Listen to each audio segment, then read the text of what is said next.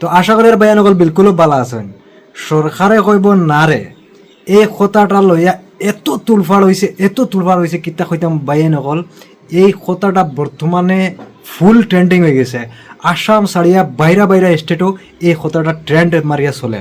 কিতা কইতাম ভাইয়ানকল, এই যে সরকারে কিতা কইব না রে, কিতা একটা ট্রেন্ড মানে চলিয়া যার, এই বস্তুটা লইয়া এত তুলফাড় হয়েছে।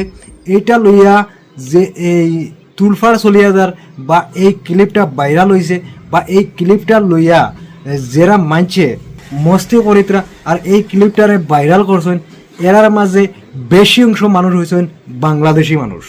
ভাই এনেকল কিতা কইতাম, আপনার বহুত কন্টেন্ট ক্রিয়েটর অকল দেখেন, বহুত কন্টেন্ট মানে আসামের মাঝে বহুত বাংলা কন্টেন্ট ক্রিয়েটর অকল দেখিতরা। এর মাঝে বহুত কন্টেন্ট ক্রিয়েটর অকল আছেন ডাইরেক্ট বাংলাদেশি কন্টেন্ট ক্রিয়েটার।